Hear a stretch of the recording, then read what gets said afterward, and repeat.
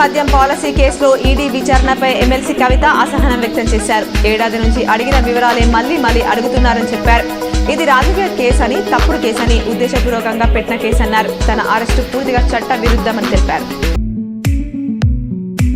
జిల్లా న్యాయ సేవాధికార సంస్థ నిజామాబాద్ ఆధ్వర్యంలో నేడు జిల్లా కలెక్టరేట్లోని కాన్ఫరెన్స్ హాల్లో పిల్లలపై లైంగిక వేధింపులు చట్టం ఎన్డీపీఎస్ చట్టంపై శిక్షణ కార్యక్రమాన్ని 2 సెషన్లుగా నిర్వహించడం జరిగింది.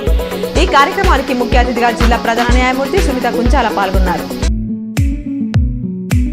నైపేట మండల కేంద్రంలో జనవికాస్ సేవా సంస్థ జిల్లా అధ్యక్షులు తెడ్డు పోషెట్టి ఆధ్వర్యంలో కామ్రేడ్ భగత్ సింగ్ రాజ్గురు సుఖ్దేవ్ల 93వ వర్ధంతి సందర్భంగా భగత్ సింగ్ విగ్రహానికి పూలమాలలు వేసి 2 నిమిషాలు మౌనం పాటించి నివాళులర్పించారు.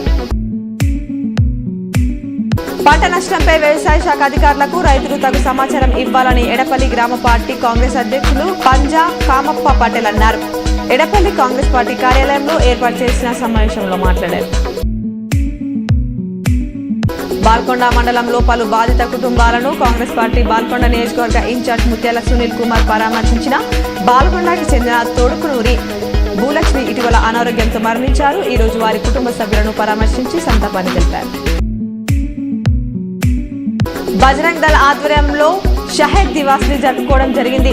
భరత్ సింగ్ రాజ్గురు సుఖ్దేవ్ల ప్రాణత్యాగం చేసిన రోజు కాబట్టి ఈ రోజు బాల్దాస్ దివాస్ గా కార్యక్రమాన్ని నిర్వహించారు. ఇందులో భాగంగా భగత్ సింగ్ చౌరస్తాలో గల భగత్ సింగ్ ప్రతిమకు పూలమాలలు వేసి బజరంగ్ దళ్ విశ్వ హిందూ పరిషత్ ఆధ్వర్యంలో ఘనంగా నివాళులర్పించారు.